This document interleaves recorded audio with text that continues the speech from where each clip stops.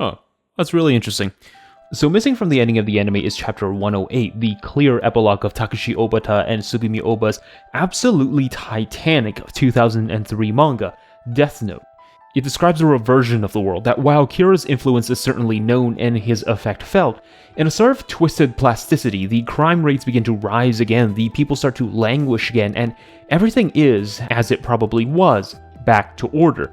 But in its last few panels, there's a particularly haunting, somber, and short scene that depicts a few people, loyal followers of Kira, that, in highly ritualistic group behavior, pray for what seems to be his return. And though the world has ultimately remained unchanged, Kira's made his mark nevertheless. But I think I'm getting ahead of myself here. Death Note, in short, is a campy supernatural cat-and-mouse thriller where Light Yagami comes across a device that kills people if you know their name and face. Of course, over the course of the series, several stipulations and conditions emerge, structuring the process of mass murder as being very orderly, but that's a topic for another day. Light comes to the conclusion that he's going to kill criminals, and in the process craft a completely new, just world where he would reign as a new god.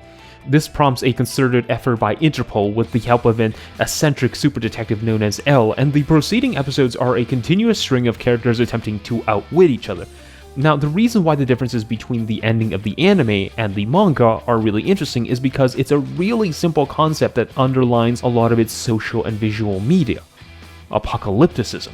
And through an incredibly complex and hybridized use of apocalyptic signals, Death Note mimetically constructs a very peculiar, but at the same time, very accurate social malaise ongoing in Japanese society. This connection is sort of a really strange thing, because we usually associate apocalyptic fiction with visible catastrophe. For instance, the ruinous Neo-Tokyo of Katsuhiro Otomo's Akira is the most famous example of apocalypse in anime. We can see apocalypticism in there, almost as if it were a completely tangible thing.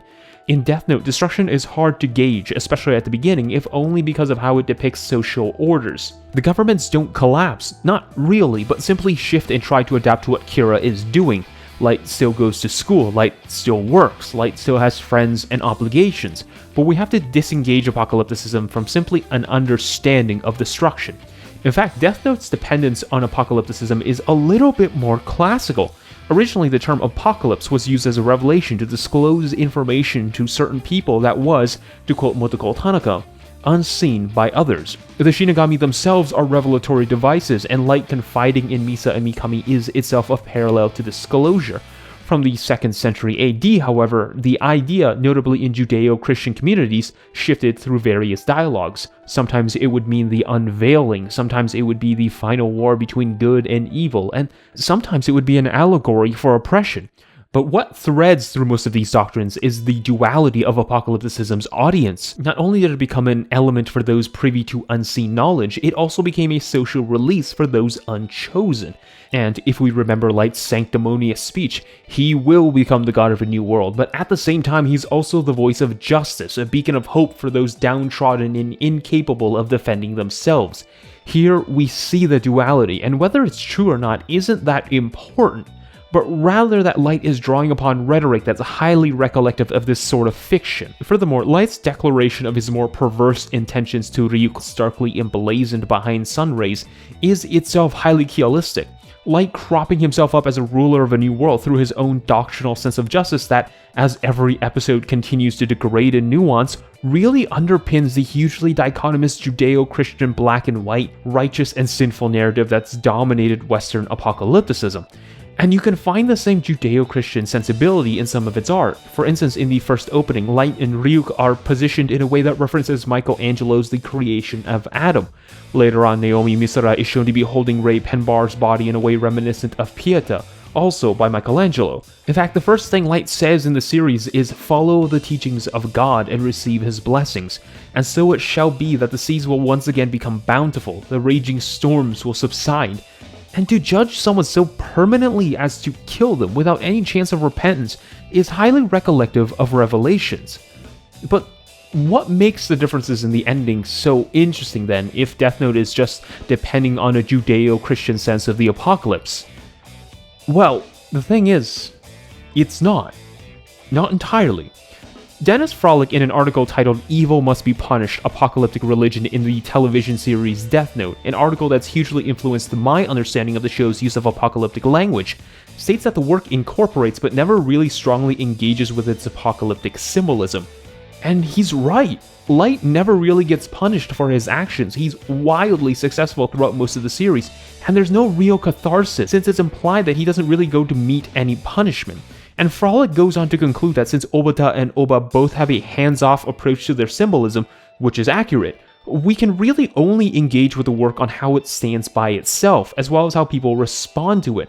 By foregrounding what the work says within a sort of epistemological vacuum, Frolic concludes that Death Note's apocalypticism without any serious punishment is likely supporting the ideas it professes. But this is where I disagree. This is where the ending differences matter and why these panels in this chapter is so unbelievably interesting. We have to remember the context of cultural apocalypticism. Motoko Tanaka's noted that apocalypticism in the West versus the East, and for this case, Japan, are very different when it comes to the treatment of eschatological time. She states that a Western apocalypse has traditionally been associated with linear ends, that when it's over, it's, well, over. But that's not the ending we see in Death Note. Instead, the manga reverts society, if only marginally changed, to it before. And the words of the people who still believe in Kira underline a central tenet in classical Japanese apocalypticism that Frolic ignores: cyclicality. The world reverts, the world goes back, the world restarts. In this context, the meaning of Shinsekai, New World, isn't likely a kyoistic one where divine rulership over 1,000 years precedes a definitive end, but a hybridization. Death Note's apocalyptic language is split into two major distinctions: visual and allegorical. Visually, it draws upon Judeo-Christian elements to crop up its story. But in terms of its ending, its structure, it's more akin to the cyclicality of Buddhist apocalypticism. And it's really only that ending that really depicts a nakedly classical Eastern approach to apocalyptic narrative.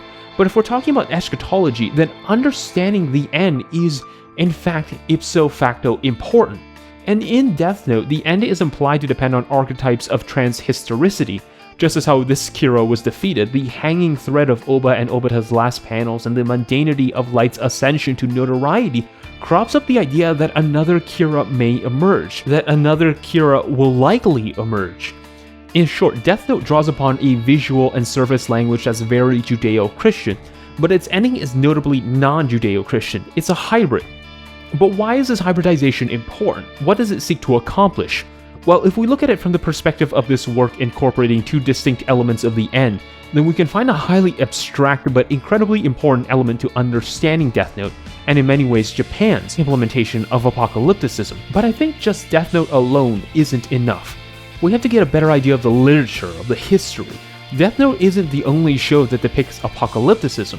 And frankly, while it's an astoundingly interesting case study, it's simply scaffolding for a society with a highly complex history with calamity and revelation.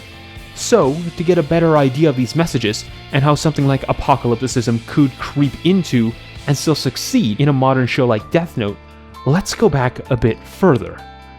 Let's go back to 1945.